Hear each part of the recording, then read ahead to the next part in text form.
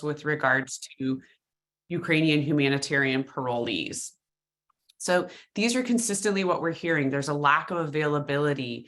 Clients don't want to live where there is available housing that is low income and affordable.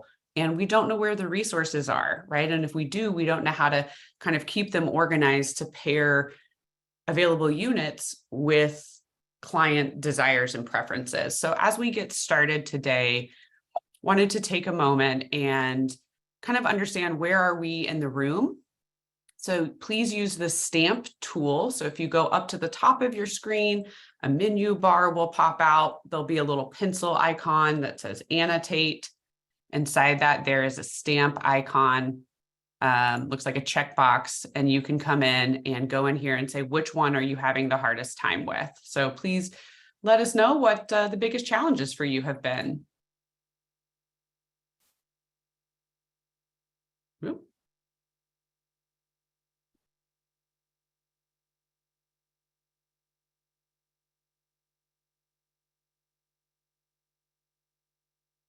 Yeah, we're seeing some client expectations, lack of availability, don't know where to find resources. That's been a major issue with regards to accessing and understanding where things are. Great. Thank you for taking a moment. This really helps us see kind of what is going to be of the greatest interest today as well. We know all of these are major concerns, but it's helpful to hear of who's in the room today. What are we seeing as some of the largest issues? And I'm really glad that that's also where we'll be focusing. So I'm going to go ahead and clear.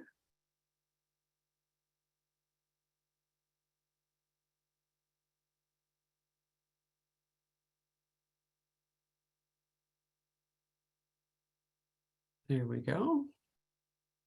And go to the next slide. So like I said, today we're really going to be introducing you to key approaches to these main challenges and showing you some tools that have been developed, as well as opportunities for technical assistance in the future.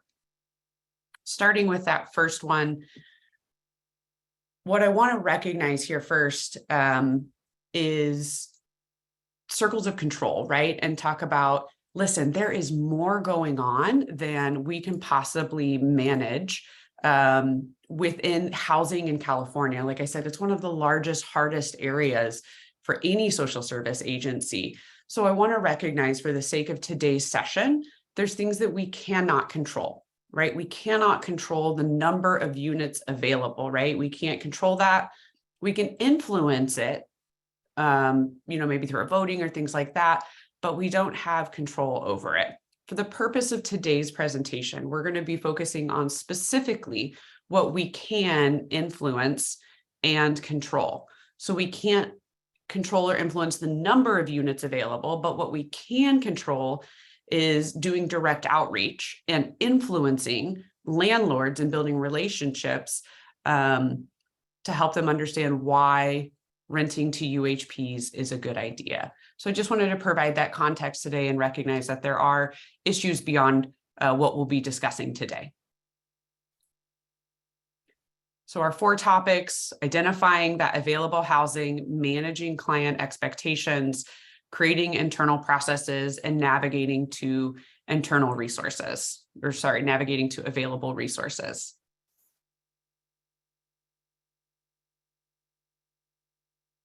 Finding these houses, as you've just shown, is many people's largest challenge, right? So we have, where are they?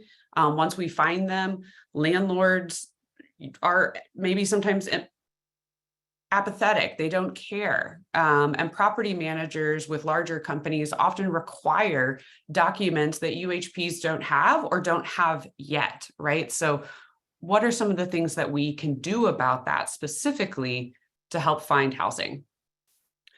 One of the things is you can identify areas of high concentrations of affordable housing.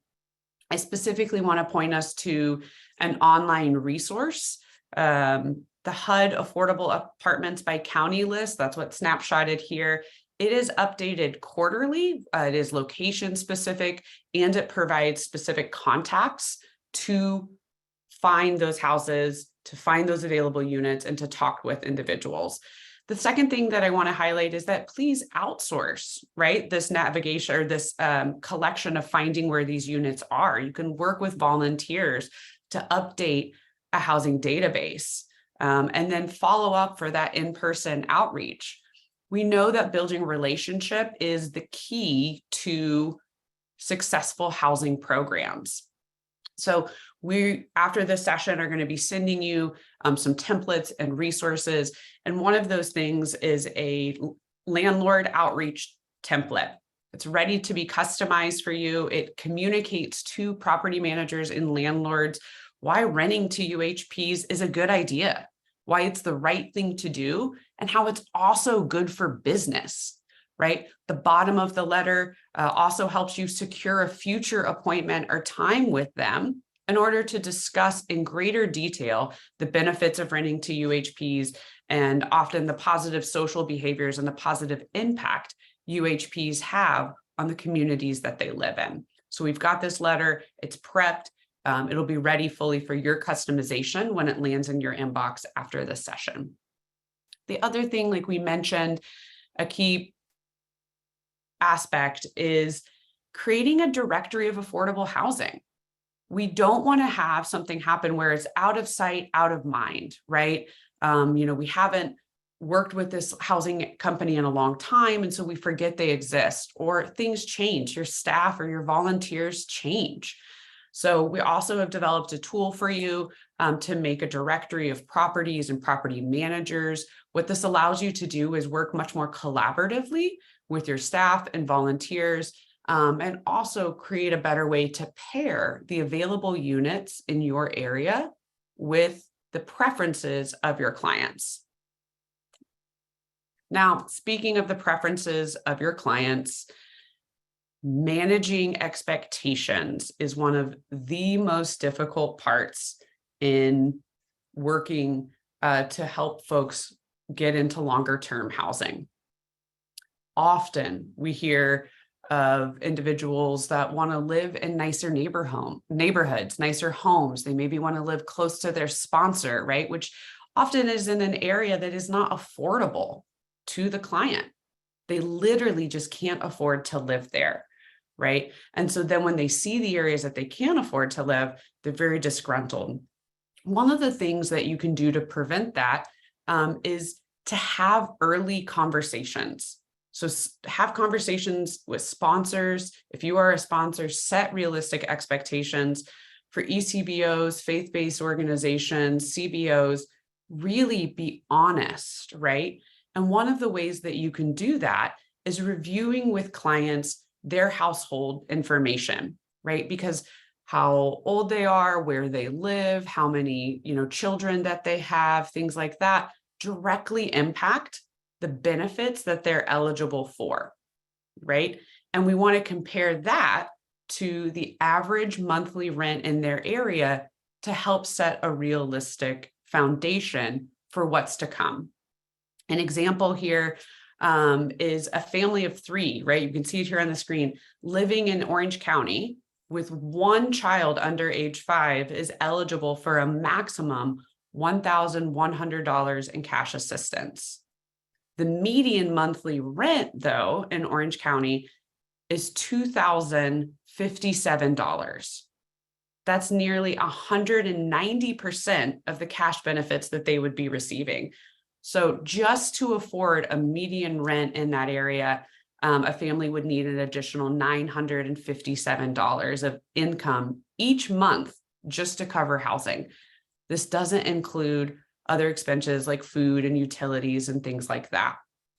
To help you have this conversation, we've developed a tool for you that you can create an at-a-glance printout of client benefits and anticipated expenses or shortfalls. One of the things that I really appreciate about this tool is that here in this section, all you do is input information into these yellow sections, and automatically the maximum benefits, the maximum CalFresh, and then here based on WIC, the maximum WIC amounts are populated by income. You can compare that very quickly to the average rent, which pre-populates to their county.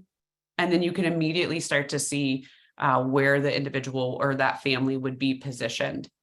Inside of this tool, there are also elements where you can compare earned income, right? We want folks to be becoming self-sufficient very quickly. And so you can compare earned income to median rents, and then also a space where you can compare that to if the rent is being shared, right? So something that this helps us see is we need to do everything we can to help someone increase their income and decrease their expenses. And sometimes that can be having roommates or splitting rent within the location.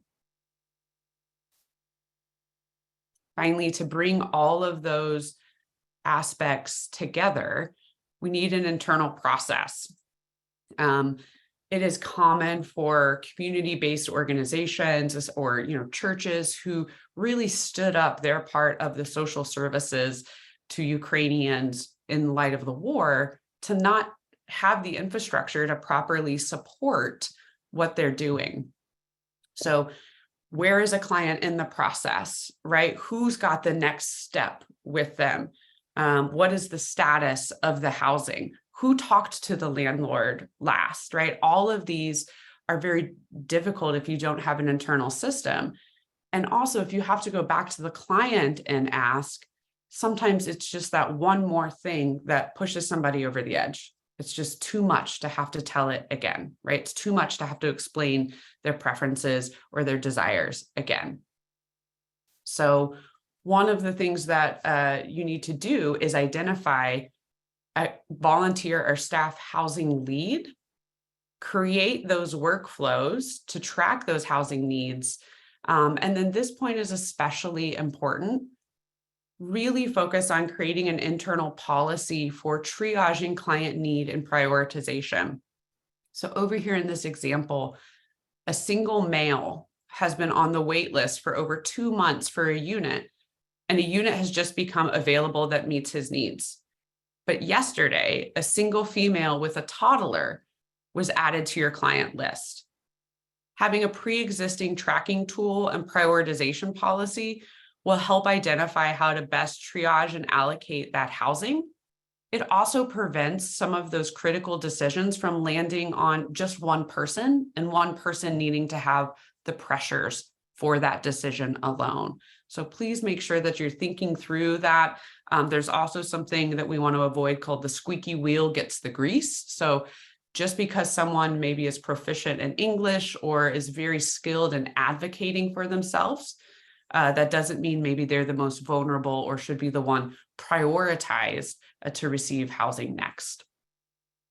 To help support that, we have created a housing hub that is a place where volunteers or others can go in and populate for your agency specifically, what is the status of the unit, what is the property, where is it, when is it available. Also really recognizing the difference between the monthly rent and the cost it takes to move into a location. The monthly rent may be, let's say, $1,500. But the cost to move in could be much closer to maybe $4,000, $4,500 once you have first month's rent, last month's rent, and deposit. So all of that together, we've got a place where you can have an at-a-glance snapshot of that. Finally, in navigating available resources, we've heard time and time again that this has been difficult. UHPs often don't know where to go to access services. Sponsors don't understand their responsibilities or often know how to navigate systems today, especially as things have changed during COVID. And agencies don't know who's doing what, right? We don't really have visibility. So what would be especially important as a community-based organization, as a ethnic community-based organization, is really understanding where the resources are and applying them appropriately. So find the agencies in your area, and we'll send these links out afterwards. But look for places that are already providing the support that your clients need. That's things like the local community service block grant providers in your area. They might be providing case managed services for family self-sufficiency. They might also have what's called safety net available. That's something where when a client who is eligible applies and is granted those funds, that can go towards something like a hotel voucher, right? If their sponsor is saying, listen, you need to get out, I'm tired, I can't have you in my house anymore, they need somewhere to go right away. And your agency might not have the money to be able to provide them with that safe space for a few nights. So look at those agencies, they really can help. Also, there's many sites that you can navigate to determine eligibility and really find financial assistance for those that are experiencing a hardship or unable to pay rent. And also often resettlement agencies and employment service providers have access to what's called support services or direct financial assistance for clients that enroll who are interested in, let's say, getting a job rapidly or something like that. They can help provide for the basic needs of that client as well. Lastly, I do want to really emphasize the need to make sure that you are registered with the Refugee Programs Bureau listserv. As they're announcing information, you want to make sure that you're getting it, that it doesn't have to trickle down or trickle through other people to get to you. So really make sure that you're signed up for their emails and that listserv as well. Something that I want to preview with you is what we're working on with the California Department of Social Services Refugee Programs Bureau is a centralized resource hub, creating a platform where UHPs, sponsors, and those serving them like resettlement agencies, community-based organizations, educators will be able to go to one place to search for services by what they need, maybe by their location. It will be interactive. It'll have in language, the option to ask questions in language, in English and in Ukrainian. We're also looking to have that available in Russian as well, recognizing that that is a need. And we'll provide more information about this specifically in future sessions, but I did want to preview to you that that resource is being developed and will be available to you soon. Finally, we've gone over various topics. We've introduced just a little bit some tools and resources for you.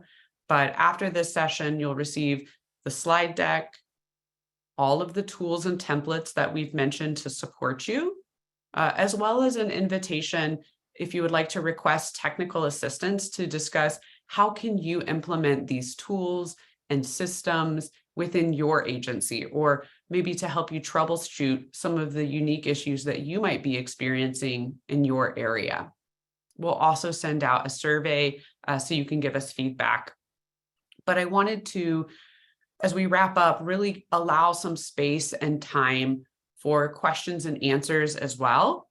So we can have an open discussion about what you're experiencing and how some of these tools can help you to identify and then pair available units with the clients and the individuals that you're serving.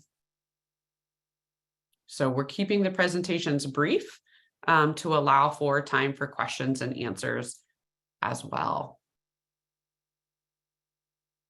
So Carrie, haven't looked yet at the Q&A or the chat, but I want to offer folks the opportunity to come off mute and ask questions.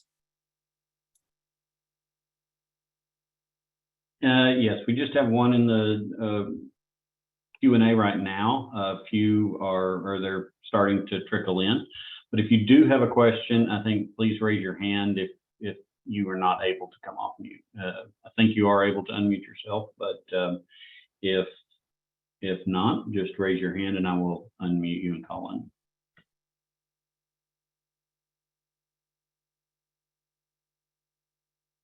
I also recognize that we, went rather quickly through parts of the slides. And so if you'd like to see others or go back to them, we certainly can. And also, for those of you that are taking notes, please also know that this slide deck will be going directly to you, as well as the ability, like I said, to click all of these links and go in and find the rich content that is available to you. We scoured the internet. We know that there are so many places to go that often point you to other places as well. And so what we tried to do through these links is really centralize the top places for you to find information relevant to your area. So the first question in the Q&A is, do you only work in the state of California? Is there a way to get similar information? So the answer is yes, right now. We are in partnership with the state of California to work with agencies located in California. However, if you want to reach out after, we can try to point you in some directions where you can find resources in other states.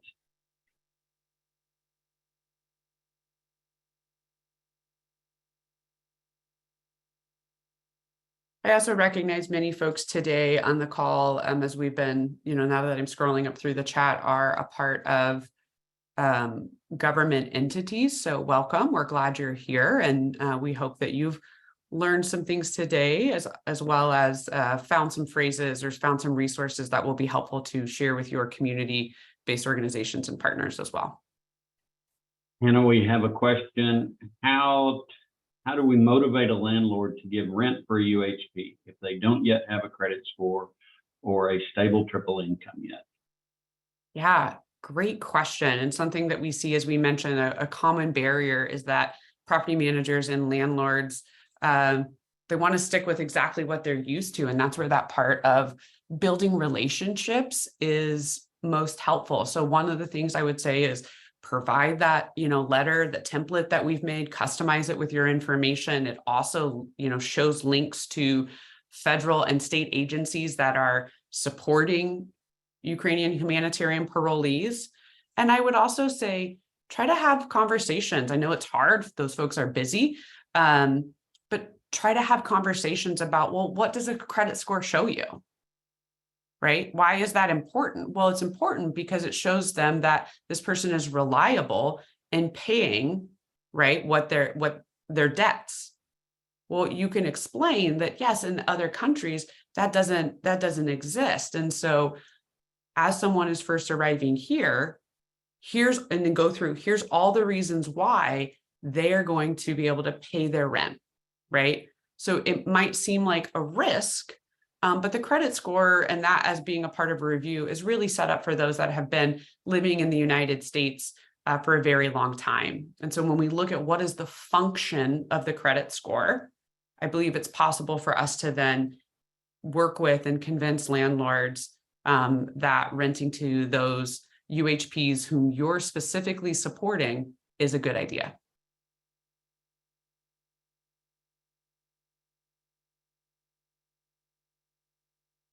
So Margarita is asking, where and how can I access the intro to landlord letter template? That will be provided post-session with the other tools and links as part of those resources that we're providing. It will be one of the things that you will get in an email after this session.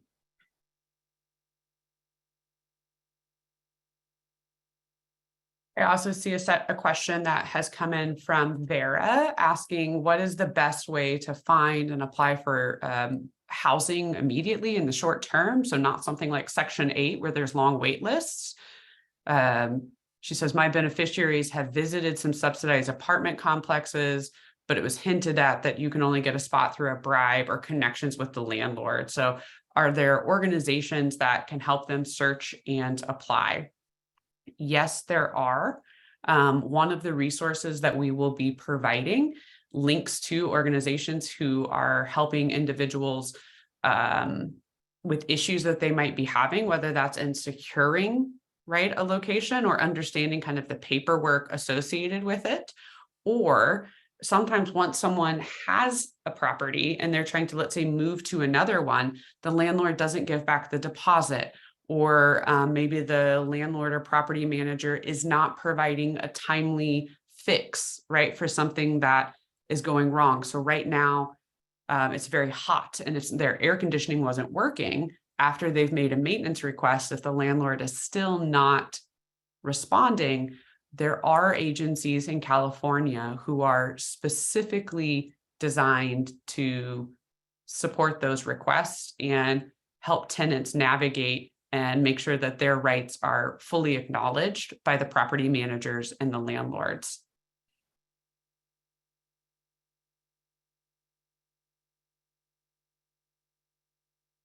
And we have a question on the Q&A. How do you mitigate Social Security delays and those impacts on housing? Yeah, great question.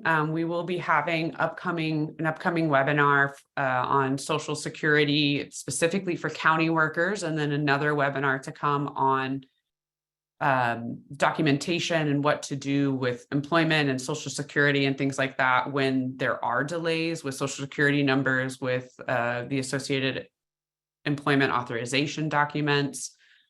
So the way to mitigate it, I think, is one of those things that's outside of our control, right? But some of the ways that we can control and influence, again, is building those relationships with landlords and also helping individuals understand, such as landlords and property managers, that these individuals are here legally, they're here on an official status. And usually it's that they haven't seen, they're just not familiar with things like an I-94, right? So if you've not seen this document, you're not familiar with it, of course, you're going to say, I need this other document. So one of the things that you could do is help educate the individual who's resisting about the status that this UHP has and why and how that is a valid status. And others, feel free to chime in as well. This, we certainly have some great ideas and want to support you, but we know there are a myriad of ways to engage this topic. And we welcome, your input and sharing of ideas and best practices with one another as well. So let me see here to make sure that we've given you the option to come off mute as well, if you would like. Kira, if you could help me find that as well, that would be great.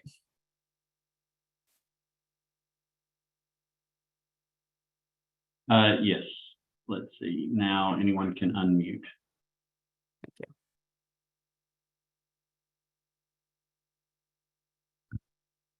We've got a new one in the chat. Are there organizations that help solve problems between landlords and tenants, especially in situations with the return of deposits and unfair payment for services? Yes, there are. We can include those in the links that we send out in the follow-up email. It's wonderful to live in California, where tenants have so many rights and where landlords have so many responsibilities. And so when those are not going well, the first thing is always talk to the landlord, right? Talk to the property manager. If you're still being ignored, if the request is not being met, there are government agencies as well as organizations who can help support and resolve those issues, and if necessary, guide the individual in taking legal action. So great question. I know I've certainly seen quite a bit of that at times as well. So it's good to know that those agencies are out there, and we'll connect you with them. We have a question regarding the approximate timeline on the centralized resource hub. Yeah, thank you. Appreciate that. We are working on that right now. We are anticipating having a kind of beta version, a soft launch of that later this summer. I do want to share, though, that right now we have the California Ukrainian Humanitarian Parolee Provider Resource Map available. If someone, Carrie, if you have the link to that, or Susie, I think you might as well be able to link to it. That is a Google map that's based on a survey we sent out to providers where they shared, hey, I provide employment services, youth, family integration, things like that. And then anyone can go onto this map, search based on their location, filter based on the services that they're needing, and find the providers who specifically offer services to UHPs. And on there, when you look at their profile, it will share whether they also have services, whether those services can also be provided in Russian and Ukrainian as well. So that's the immediate response right now. So resources, you can get to appropriate service providers, and then that centralized resource hub is literally in the works right now, like even as I'm speaking, some other staff are working on that. So we will continue to keep you updated. We're anticipating that later this summer. Susie, thank you so much for that link. And it looks like it cut off part of it. I don't know if you can still see my screen, but here it is. Yeah, there we go. So in this map, you can type in any address and it will provide you with the resources in that area by agency type or by, let's say, service specific. So if you wanted employment services in the LA area, here's agencies who specifically provide employment services to Ukrainians, or like I said, housing navigation. And this is across the state of California. For those who asked earlier, again, this resource is specifically for those located in California. So let me see if I can grab that share link one more time. Again, we'll send this out in the email that we provide as well.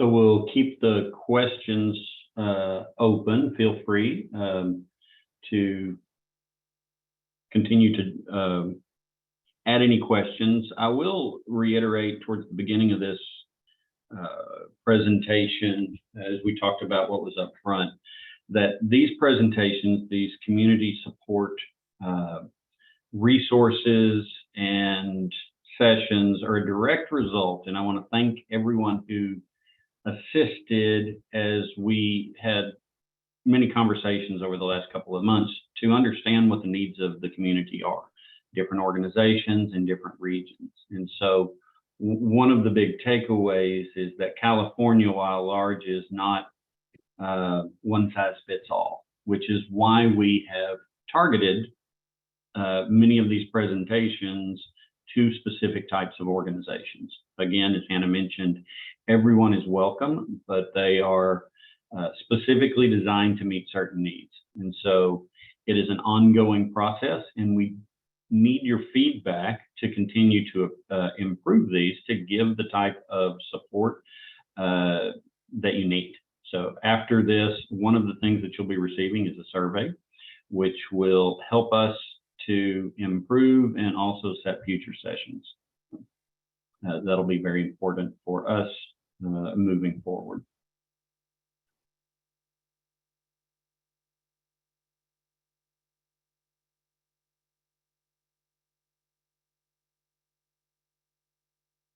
All right.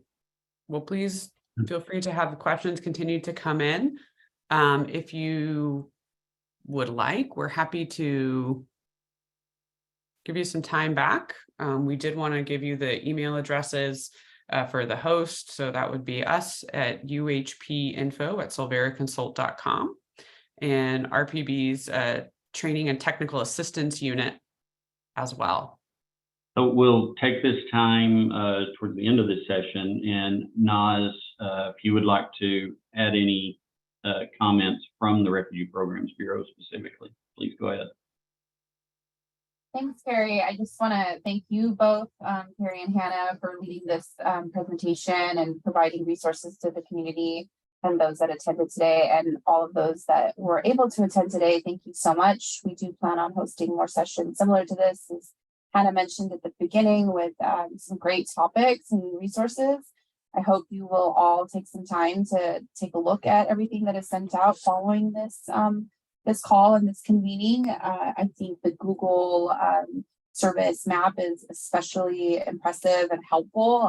Being able to kind of hover over it and see what may be in different areas. It's just a great resource that the Solvera team put together for you all. And yeah, looking forward to more conversation. These convenings really came out of the RPB-led Ukrainian statewide community convenings that we hosted last year, myself and my team. And we're just really excited for the Solvera team to bring their expertise and dedication to these conversations and lead in this space, in these spaces. So thank you all for attending today. And we look forward to more conversation and being able to bring more resources to you all. Yes, thanks so much.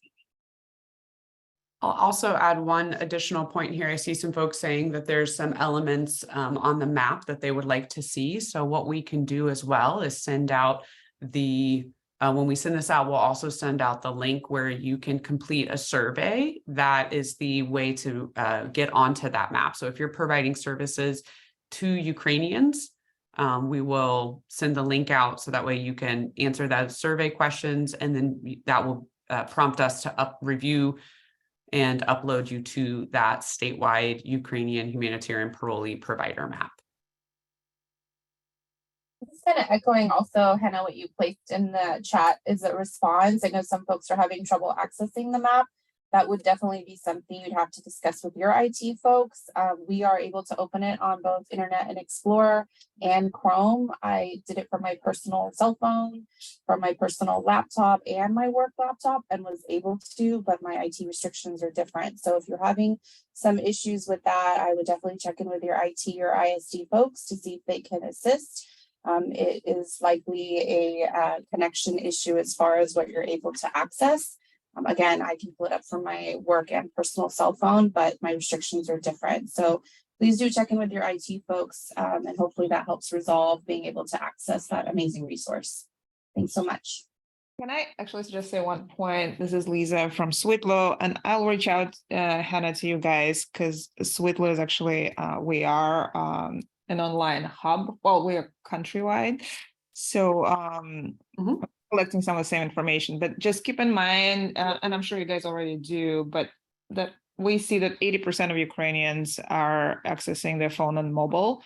So everything has to be mobile first. We are just like, I'm just looking at the map. It's in fairness easier to interact on the on this desktop than on the mobile, the way I see it, and they are just all on mobile. I really appreciate that. Thank you. And our conversations across the state have also indicated that Ukrainians not just are mainly accessing content on mobile, but specifically through platforms like Facebook, Instagram, Telegram, and Signal. Yeah, they are in a variety. I mean, I'll shoot you a mail. We have a list of about 100 Facebook and Telegram groups that they're in. I mean, again, some general countrywide, some state specific, some very depends on the topic.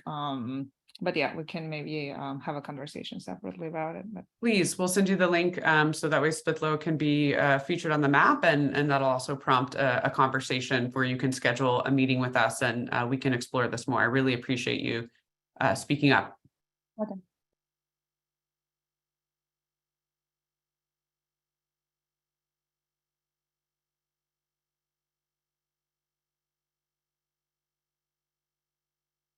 All right.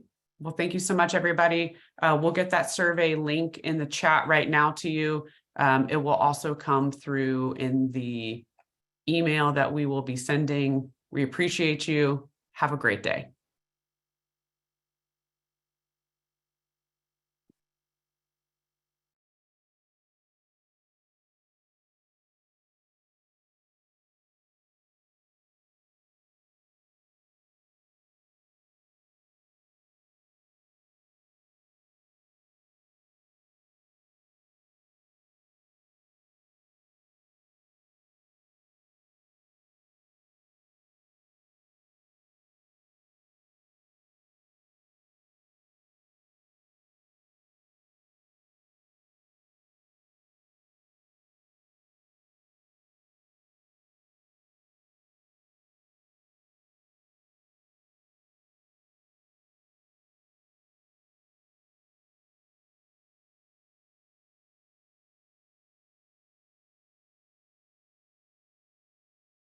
Thank you all.